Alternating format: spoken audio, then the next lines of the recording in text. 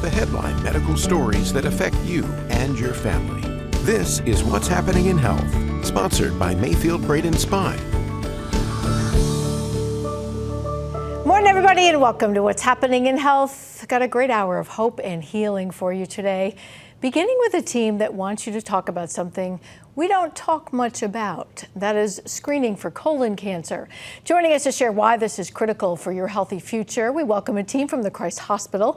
Dr. Michael Jennings joining us with Dr. Janice Rafferty. Give me a hello there.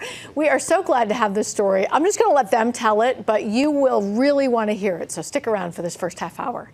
And it's a beautiful campus for students and staff who say they want not a career, but a calling. From Mount St. Joseph University, today we welcome Dr. Erin Hoffmeyer. She's also here with the Doctor of Physical Therapy student, Maggie McMullen. We are glad to have you both here. They're going to share how they provide some amazing services to those who need them in our community. But first, we do want to begin with our top story this half hour, which is in Hope You Know. And that's what we hope you know about your mental health each week. New study shows couples are having a tough time keeping the spark alive, which could take a toll on our relationships and our health. More than 2,000 couples were asked about intimacy in this Talker research survey. 1 in 4 said they share sexual intimacy with each other only about once a month.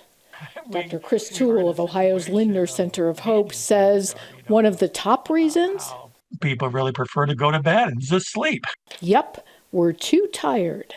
So I know I found a survey like this kind of surprising and a bit alarming. What did you think? The body gets very used to patterns. Dr. Toole says there is evidence that a physical connection does improve our health and happiness as a couple. And the survey did find the average couple shares intimacy about once a week, and it lasts for slightly less than 20 minutes.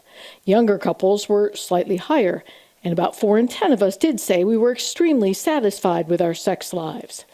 As for what's getting in the way, after fatigue, it's health concerns, and then kids and parenting demands, money stress, and technology distractions.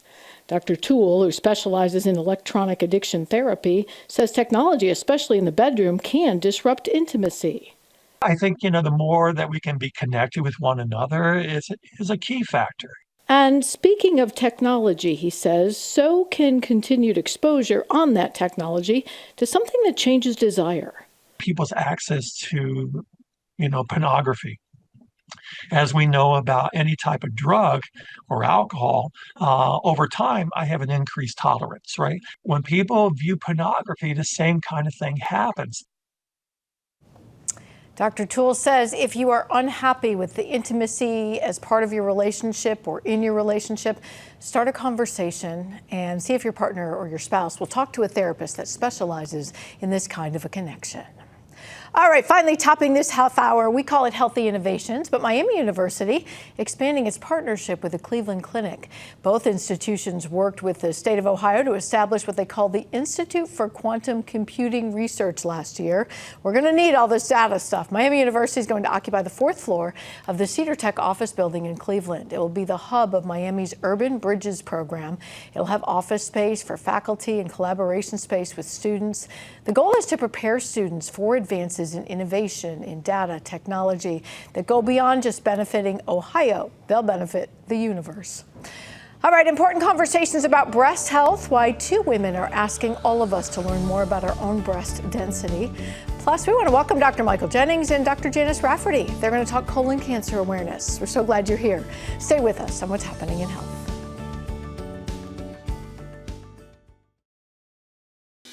This portion of What's Happening in Health is sponsored by Life Enriching Communities and Hawksworth. Welcome back, everybody. A local breast cancer survivor wants all women to feel empowered when it comes to breast density. We're talking to her about healthy diversity. She wants to sort of even out some of the disparages in breast cancer screening. We recently talked to Michelle Young. She is a longtime breast cancer survivor who started the Pink Eraser Project to erase breast cancer. Michelle helped get a bill passed into law for advancing screening and getting it paid for by insurance companies for those who have dense breasts. Now she wants women, however, to get together, she calls them for sister sessions, and talk about it. Do you even know if you have dense breasts? And you would need advanced breast cancer screening. Michelle and I, after this 10-year period, we realized, you know what? We truly are connected with one another. And that's why we call ourselves soul sisters. It is about all of us coming together to start lifting each other up so that all of us live in a community that is bounded by love, by true sisterhood, true friendship, and where we keep on going to make a difference in others' lives. She's a stage 4 survivor. We're praying for you, Michelle. To find out more about the next sister session that you can attend, we have a link to the Pink Eraser Project at what'shappeninginhealth.com. All right, on now to our wonderful team from the Christ Hospital. Introduce yourself, tell us who you are and what you do. Yeah, I'm Mike Jennings, a retired physician after about 40 years of practice at the Christ Hospital. And you brought friends. Yeah. Janice Rafferty, I'm a colon and rectal surgeon. All right, so your team reached out to us. Every year you try and raise awareness of the need for screening. So you said, I have this amazing patient, which just also happened to be one of our providers. Tell me a little bit of your story. Thank you. So I retired in January of 2025. I have a long-standing history of inflammatory bowel disease and have known since the beginning that condition carries with it a much increased risk of colon cancer. So for the last 30 plus years, I've had a colonoscopy every year, which is a recommendation. So in January of 2025, 6 months into my retirement, I went and had my colonoscopy, feeling great, no symptoms, no problems, not a worry in the world. And lo and behold, they found that I had colon cancer. So, and that was all within, you'd had one just a year before. 1 year prior, yes. Wow. Mm-hmm. Right. So, first of all, you said something. I've not heard that IBS is associated with a higher risk. Do we know that? IBD. Oh, IBD. Okay, inflammatory bowel disease. Much okay. different, yes. So IBD, which is, what is that disease? Let's just talk about that. That's either ulcerative colitis or Crohn's disease. Okay. Yeah. So you've had that, you've watched that, and so you were able to find this at an early stage? Is that? Yes. Yeah, thankfully, and Dr. Rafferty can talk more about my surgery, I had stage 1 colon cancer, meaning that my surgery should be curative, do not require radiation, don't require chemotherapy. And all because I did not defer or delay my screening. And when you're feeling great, it's the first temptation, no question. Would have been easy to do, and I'll let Dr. Rafferty opine on this, but I think if I had waited even 6 to 12 months, I think the stage would have been significantly different and my prognosis would not be so good. All right, well, we have a little colonoscopy video. Let's talk about that. Great. We know that, you know, it's the gold standard, even though there are some other tests now. So when do you recommend it? How do you recommend it? So the current recommendation is that we start screening asymptomatic patients with no increased risk factors at the age of 45, which has dropped from 50. It's been the recommendation for years, but now it's 45. And that's for patients who are at average risk for colorectal cancer. The average risk for an American is about 6%. That risk is markedly increased by chronic inflammatory bowel disease. So what March is all about is colorectal cancer awareness, and not only in patients with increased risk, but patients with average risk who are at risk for forming polyps and cancer as they age, not related to a chronic inflammatory condition. So I know you were blessed, as you say, to just have had surgery. But after having been a physician for all those years, talk to me about that experience. How different was it on the other side? Yeah, it was frankly very humbling. I've enjoyed excellent health up until this time. Probably got a different perspective now in retrospect for what my patients were going through. But you know, I knew immediately that I had to just go seek the best possible care that I could, which led me to Dr. Rafferty. We've been colleagues for 20 plus years. So that was an easy decision for me to get my treatment with Dr. Rafferty and her team at Christ Hospital. So was there like an aha moment? You're like, oh, this is what it feels, you know, or what did you sort of encounter? I don't know if it was aha or something else. Yeah. But yeah, it causes you to reflect on, you know, not taking things for granted. Obviously reinforce the importance of people getting screened regularly, not just for colon cancer, but for other chronic conditions, other types of cancers. It really brought it home in a different way for me. Obviously, it was much more personal then all those years I sat with patients and said, hey, you know, this is the best advice I can give you. So when you're the patient, it's a much different perspective, trust me. Yeah. All right, so we have a little video of you in some robotics now. Oh. I know you do different surgeries. How were you able to work with his, and how do you know you got it all? Talk about a few of those things. So we did a robotic operation. I would say 98% of what I and my partner do these days in the abdomen is done robotically. It's just so much more accessible, smaller incisions, lower things like blood loss, nausea, faster recovery, shorter hospital stay, earlier return to normal activities. So fortunately we were able to complete that, and I know we got it all because we have an amazing team of pathologists as well to look at everything that I give them under the microscope and tell us what we've got. But you were also able to do that because his was in an early stage, right? All that. So we can do even more complicated, advanced cancers robotically as well. In fact, the visualization using the robot is so amazing that we can often see better through the camera of the robot than we can with our own eyes, which is hard to imagine, but it's true. You just got to look through that scope once to say, wow, that's impressive and amazing. That technology is really breathtaking. Now, it's interesting. It's just an extension of your hands, but that visualization, yeah. It's amazing. All right, so we want to give you the final word. Sure. I really want to applaud you for talking about this. You know, I feel like we've talked about this before. Certain cancers, breast cancer gets a lot of attention, but colon cancer doesn't get as much. It doesn't, and sadly, colon cancer is now the leading cause of death in the United States. So I guess my last word would be, please don't skip your screenings. You know, I think there's a lot of misinformation about taking the PrEP and what it entails, and I consider myself an expert after 30 plus colonoscopies. It's just a little inconvenient, it's not onerous, and it can be life-saving, truly. Yeah. Excellent. All right. Well, we appreciate you both. We're going to continue to share your story and this with other information. We know, early warning signs are important, but lots of times you don't have any. So Absolutely. That's a really critical thing. Indeed. All right. We want to make sure you do know that the Christ Hospital Cancer Center can help you learn if you need a colonoscopy, if you should schedule this. 513-585-2642 is a number you can call. We also have links at what'shappeninginhealth.com. Thank you for being here today. Thank you. Thank Thanks you. for having us. Talking about it. It's You a bet. pleasure. Appreciate it. All right, just ahead, it's been a long season for colds, flus, bad weather. Hawksworth really needs your help. They are short on donations. We're going to talk to you about that with our donor of the week.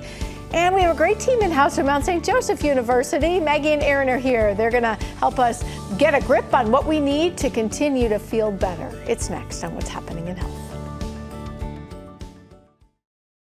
This portion of What's Happening in Health is sponsored by Miami University, the Vein Center of Cincinnati, and Lindner Center of Hope. Our Hawksworth Donor of the Week has been donating platelets for several years. We say a big thank you today to Peter Quinn. He's from Indian Hill, and his wife started donating first, got him involved. It's a longer process to donate platelets compared to whole blood, but those platelets have a shorter shelf life, and they typically go to cancer patients, burn patients at area hospitals. Peter says donating platelets has been a really good fit for him. Well, I find that platelets are easier than blood because they put fluids back in your body, so I found it to be that I can get up and get going rather quickly, so that's why I do platelets. Now, if you can donate between now and March 17th, Hawksworth is giving donors this free St. Patrick's Day t-shirt. To schedule an appointment, you can call 513-451-0910. You can also schedule online through the Hawksworth app, and we have a link for more information on what'shappeninginhealth.com. All right, on now to what we usually call Ask a Nurse, but today we get to ask a physical therapist. So excited to have you back and you here. Tell us about you. What do you do? Thank you. I'm Dr. Erin Hoffmeyer, and I'm a faculty member at Mount St. Joseph University, where I teach the students in a variety of movement essentials. So physical therapists are movement experts, and I specialize in geriatric physical therapy. However, I teach the students from the spectrum, life to death, and how we can maintain movement across the lifespan. That is so important because more of us are living longer. Yes. Yes. And we asked if you could bring a student, so tell us about you. I'm Maggie McMullen. I'm a second-year physical therapy student, and I'm also the director of our pro bono clinic. So we've had the privilege of just sharing a little bit about that clinic, but tell us about it. It's pretty remarkable. Yeah, thank you. So the Pro Bono Clinic, it's a free student-ran clinic. We see about 8 patients each day that we're open, and then it's ran by us fully. We have a board of about 20 students that do all of the marketing and all of the background stuff, and I just kind of oversee that. And then we mainly see people in the community that are underinsured or non-insured. So I love that because I know it fills up very fast, but Yeah. it shows you the need in our community, which is wonderful. Yeah.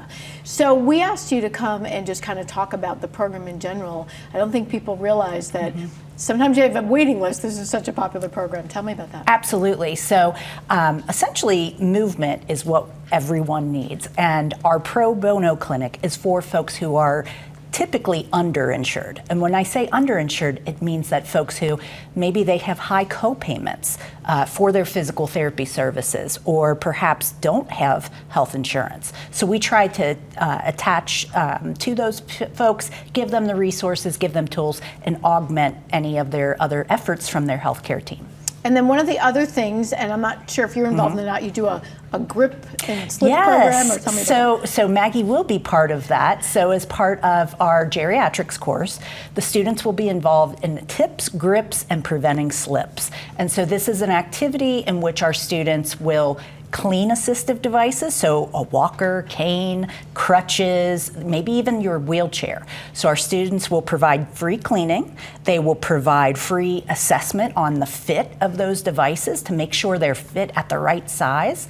And then they will also provide you with a general balance and overall recommendations, some exercises that you can safely do at home to prevent any falls or any slips. So whoever even thinks of the maintenance on those things, but I bet you get a fair amount of people that you see that need that.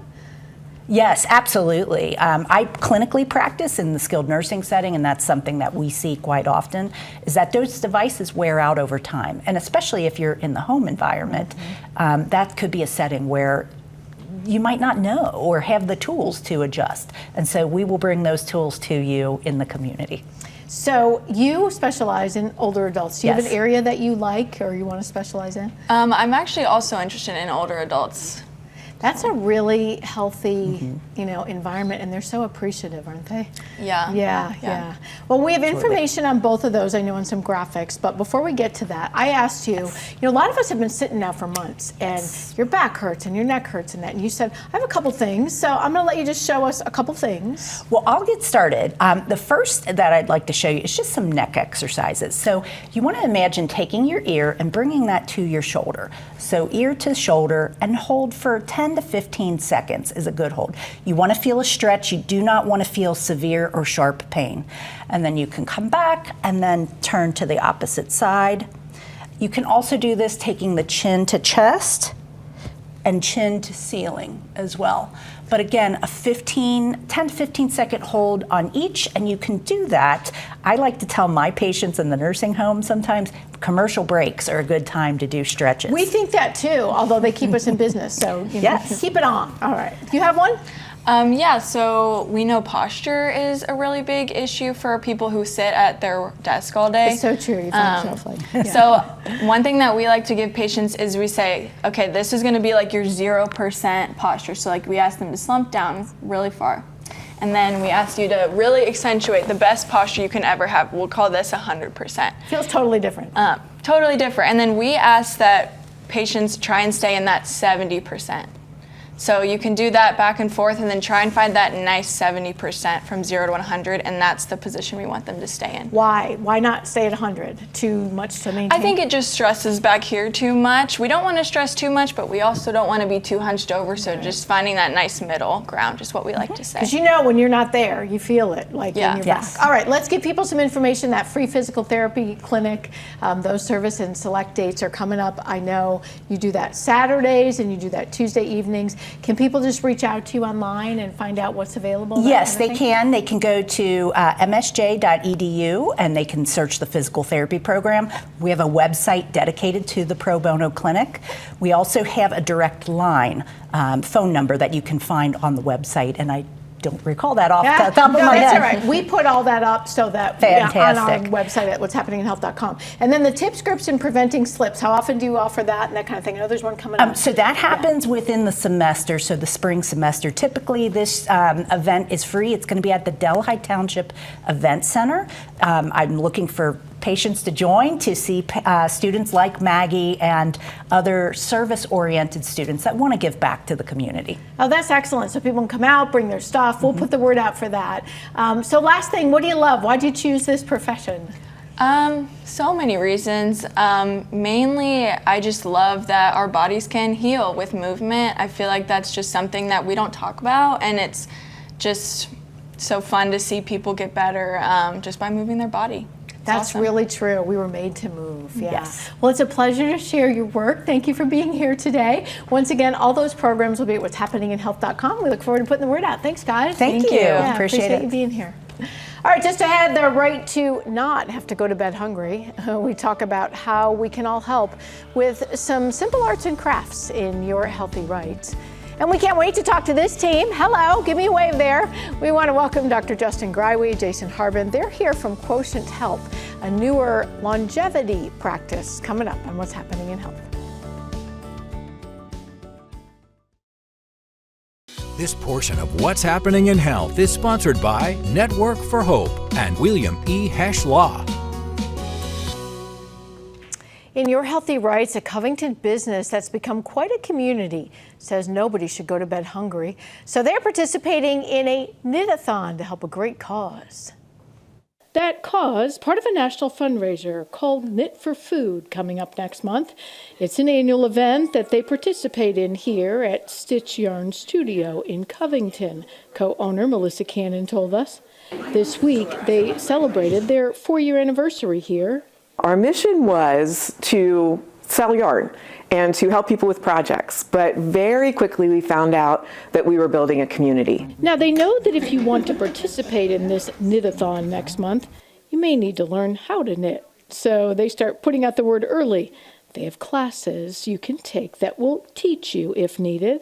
It's a wonderful opportunity to just learn something in a face-to-face way, low pressure. And we've had people that graduate from that, they move on to our next classes. So here's what you need to know. Knit for Food is a 12-hour knit-a-thon. Knitters will come together from all across the country to participate. Last year, they raised more than $266,000 for several organizations, including Feeding America and Meals on Wheels. Now, Knit for Food is coming up Saturday, April 11th from 10 to 10. It's a 12-hour knit-a-thon. You can go to the Stitch Yarn Studio in Covington if you'd like to participate. They'll teach you how to do this, as we mentioned ahead of that. We have a link for more information at what'shappeninginhealth.com. All right, specialty heart care closer to home. We'll explain how this newer model could help prevent heart attack risk. Plus, we love the American Heart Association. We are just days away from the Heart Mini, and look who's in the house. Look straight ahead there, give me a wave. A life-changing story from Julie Tolbert and Carol Williams. We are so excited to have you from Mount St. Joseph University coming up in our next half hour on What's Happening in Health. The headline medical stories that affect you and your family. This is What's Happening in Health, sponsored by TriHealth. Welcome back, everybody, to our second half hour here on What's Happening in Health. So grateful to have you staying with us this half hour. Coming up, the right kind of care to help you live well and live longer. Longevity medicine is a popular trend in healthcare right now. So hanging out with us today, give me a hello there. There's Dr. Justin Greiwe. He's the co-founder of Quotient Health, along with Jason Harbin, who is the head of fitness and wellness at that same facility. They're going to share how this all comes together. And the Heart Mini just a week away. The American Heart Association introducing us to a wonderful team participating. Julie Tolbert, Carol Williams here. We are so glad to have you from Mount St. Joseph University. They're here to share how life-saving heart care is so important when seconds count. But first, speaking of heart care, a TriHealth cardiologist may be coming soon to a primary care office near you. The TriHealth Heart and Vascular team says it's one way to break down barriers to care For major procedures and interventions, they say having a highly skilled hospital-based team makes sense. But for follow-up heart care or maybe preventative care, TriHealth doctors are now seeing patients in communities all over the tri-state. Here's what they shared with us on our recent TriHealth special called All Hearts. Absolutely. Our group covers multiple offices out in the periphery of the city. I go out to Hillsborough myself twice a month, and I also cover by Kenwood Mall and Thomas Center. But as TriHealth Heart, we cover many offices around the Cincinnati and the greater Cincinnati area. That's important. If you have to drive too long, you won't go for that follow-up. If you'd like to find a provider at an office near you, you can call the TriHealth team, 513-246-2400. We also have a quick headline for you today. If you've been getting ready to take your dog out to walk more because the weather's getting nicer, the team at Mayfield Brain and Spine suggests you warm up for your back to reduce injury risk. It would be good just to stretch those muscles, get them nice and loose. Also warm up the back muscles by doing like a gluteal squeeze or a butt squeeze. And that helps fire those little back muscles called the multifidi. And that's what we would say would help warm you up beforehand. You'd be amazed, they say, at how many people are injured walking a dog. If you have back pain for any reason, they'd love to hear from you. 513-221-1100. Our top story this half hour is in You're So Vain. The team at the Vein Center of Cincinnati wants you to know that leg swelling at the end of the day is not necessarily normal, even if it's common. They showed us how they can easily treat a common condition called chronic venous insufficiency. They simply evaluate blood flow. If it's going the wrong way, they can help turn the blood flow around by redirecting the vein to the right direction. So essentially the blood's just not getting back up out of the legs against gravity the way it's designed to. And so with that, you have a pooling up of the blood in the legs, and once you identify these veins, ultimately the treatments are centered around sealing closed or eliminating the diseased veins. You can get a virtual screening, often at no charge. If this is a problem for you, call 513-232-2400. And look good, feel better today. If you want better looking lips, adding filler is popular, but the subtle look is in right now. That's what patients are looking for these days. A good lip filler is one that's really not noticed. The team at the Advanced Cosmetic Surgery and Laser Center says that as we age, we lose volume in our lips and the area around it.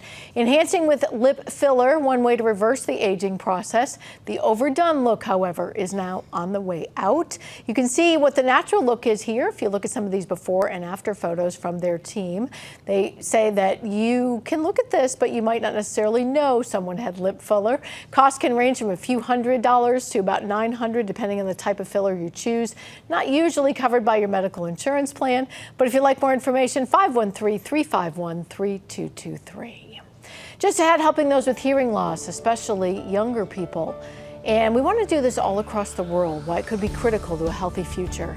And we welcome Dr. Justin Greiwe, Jason Harbin. They're from Quotient Health, and they're going to have the prescription for longevity medicine. We can't wait to hear about it and what's happening in health.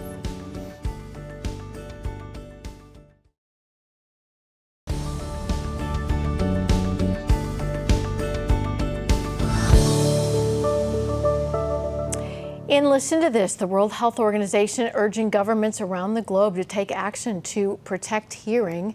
So we have some video right now. This is a young adult getting a hearing check at Lund Hearing Care. But the agency says that we have this happen quite often in children, and it never really does get addressed. And it's needing to be addressed there as well. The WHO is pushing for hearing screenings to be part of integrated school and community health programs. They are included in many programs in the United States. And this is especially true, they say, in middle-income countries such as Africa and Southeast Asia.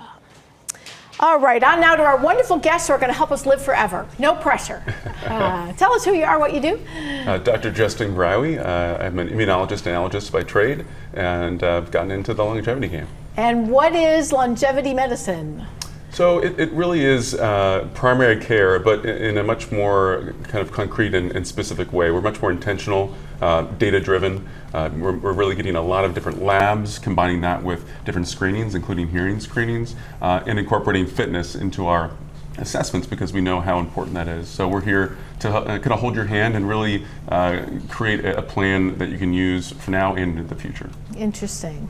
So he pointed to you with the fitness thing. Tell me how you're involved with that. I'm Jason Harbin. I'm the Director of Fitness and Wellness for Quotient Health. So I'm in charge of all of the fitness, nutrition, the assessments, VO2, cardiovascular tests that we do. Basically the second half of the day, our patients are with me doing things that are more fitness focused for testing and assessments. You love that? Oh yeah, it's a lot of fun. Yeah, it's hard not to, when people feel better, kind of share their joy, isn't it? Mhm. Yeah, I think that. Well, we recently had a chance to stop out and visit where you are in Montgomery, and this is kind of a newer trend in medicine. It focuses on long-term health, and we had a chance to talk to William Freeman. He signed up to be part of Quotient Health a few months ago, and he says it's already made a difference in keeping him well for life.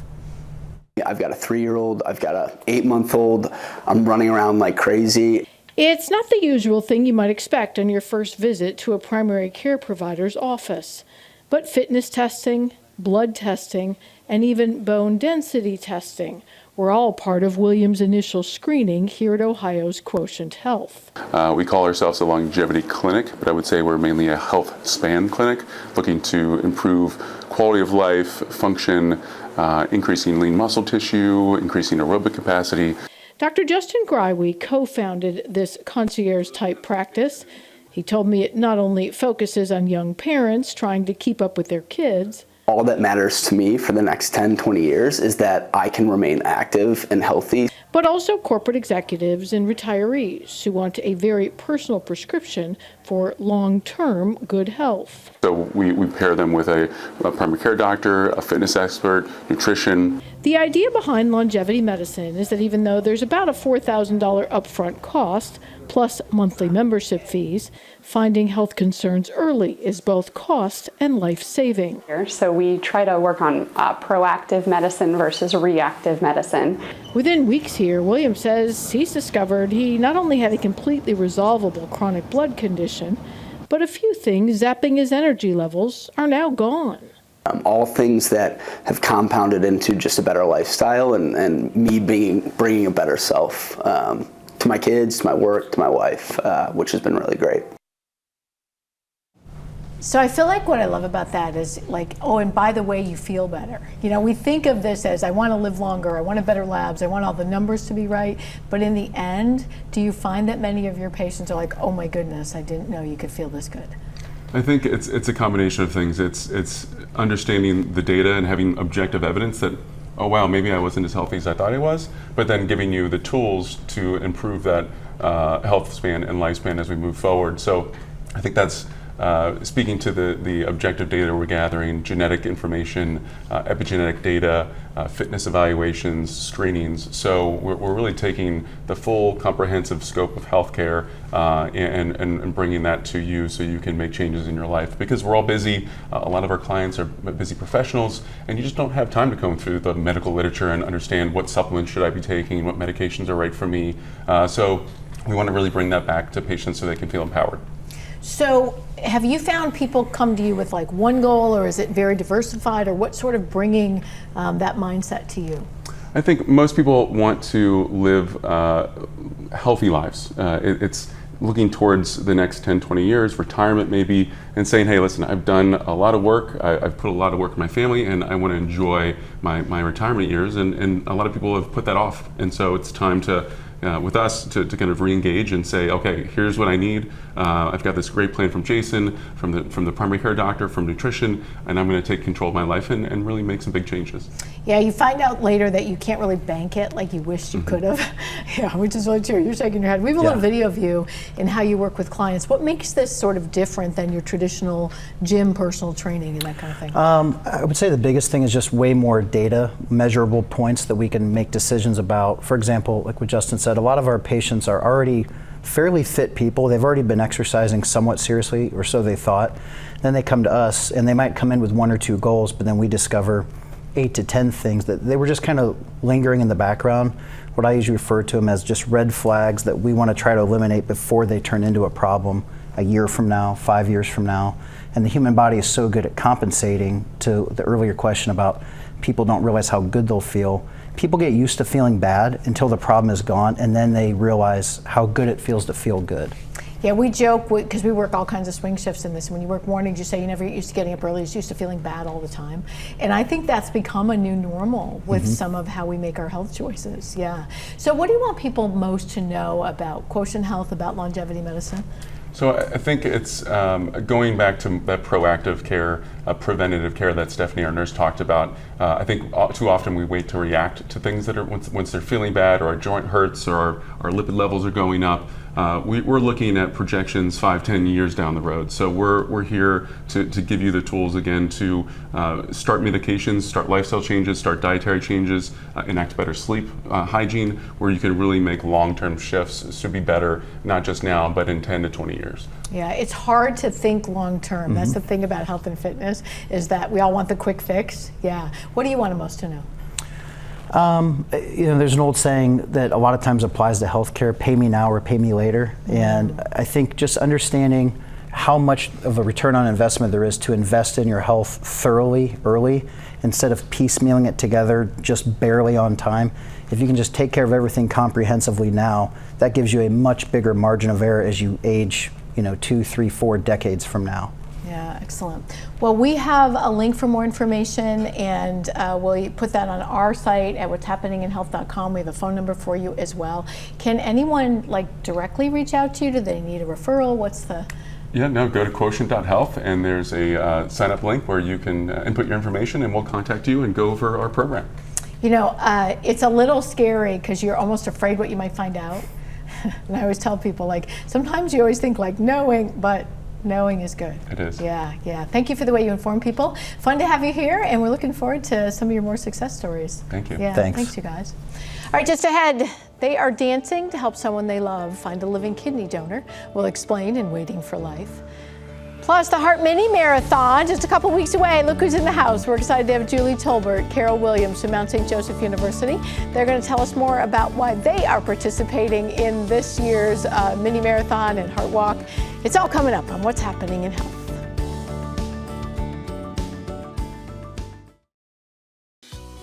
This portion of What's Happening in Health is sponsored by Northern Kentucky Audiology.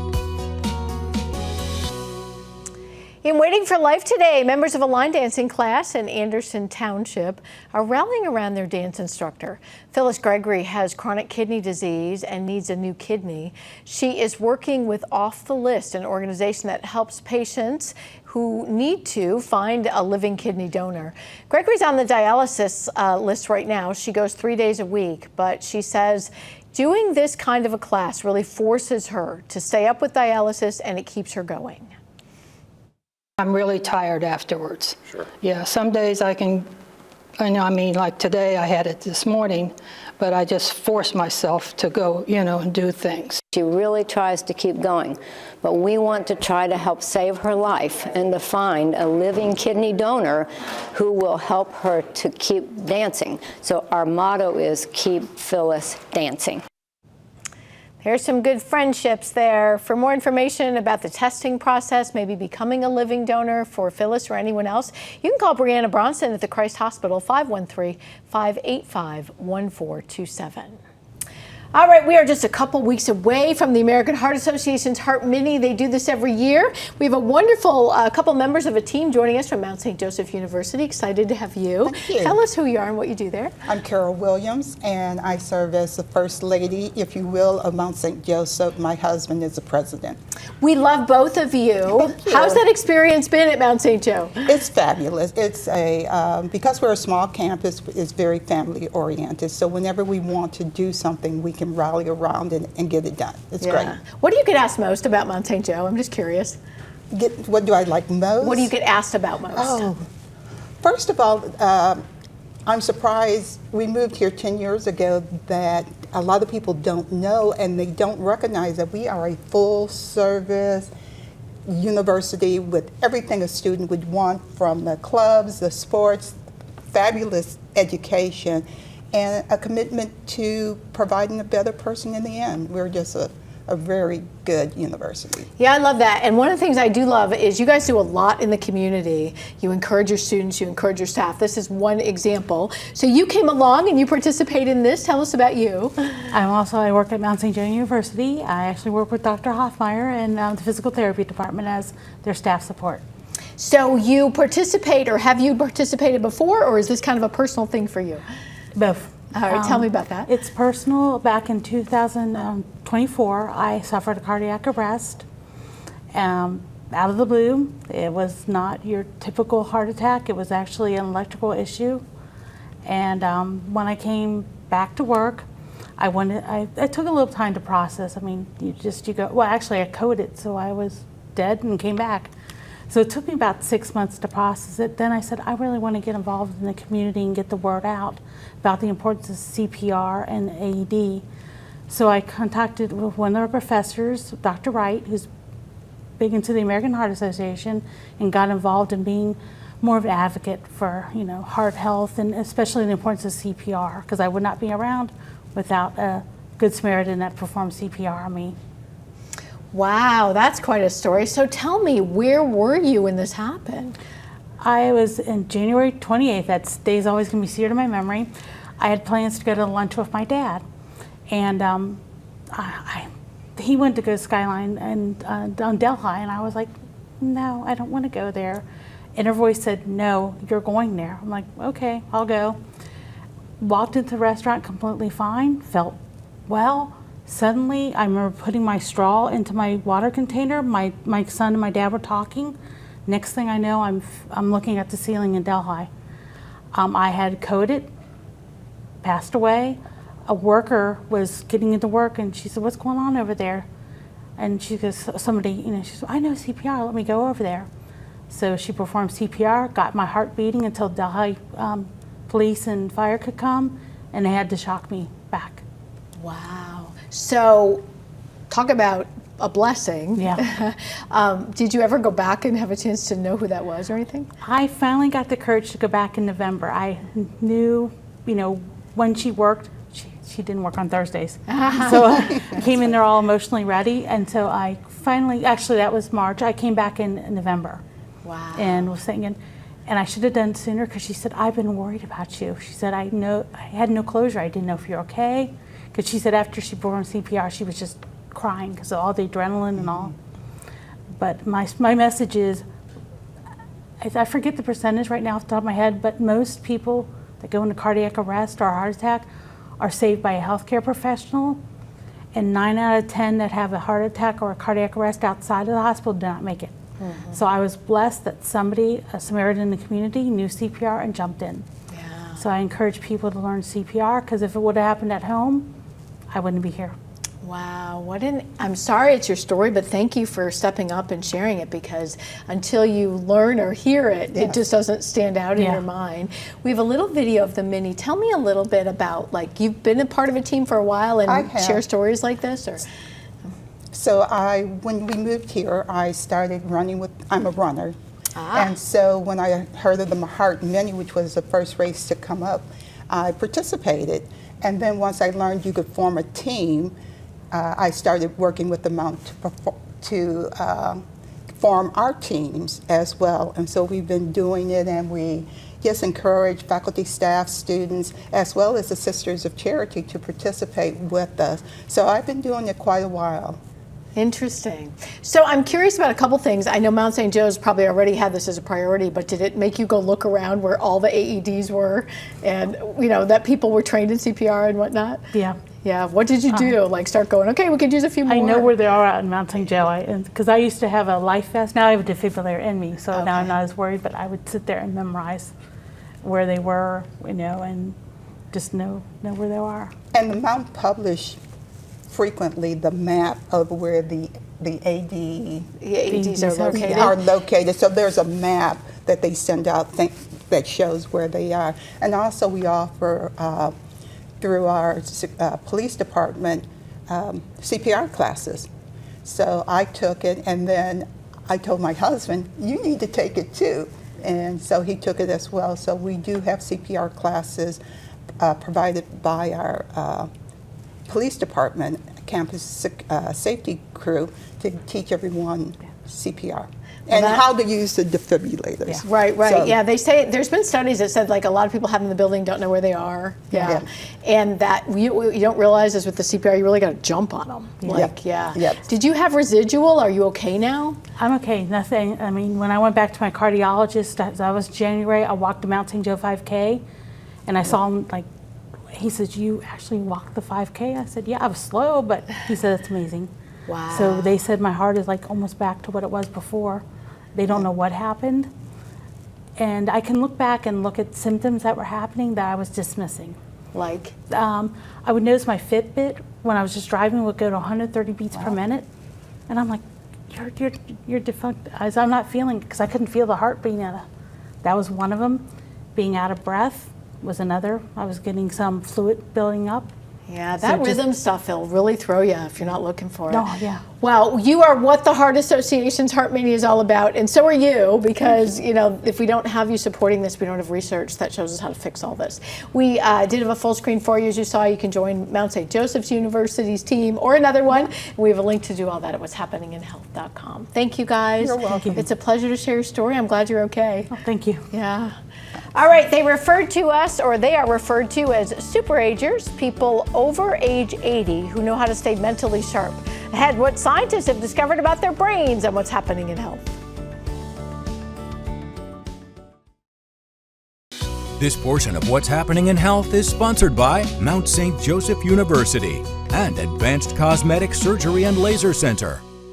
I want to leave you with aging gracefully. Scientists say they found a key to staying sharp in old age. New study shows there are superagers who stay mentally sharp after turning 80, and it turns out they produce as many neurons as young people do. These neurons are well equipped to grow and they wire themselves. Study shows there's a difference that means in our genetics. That is it today for What's Happening in Health. We are back same time next week. We hope that you will be too. Until then, everybody stay well and stay tuned.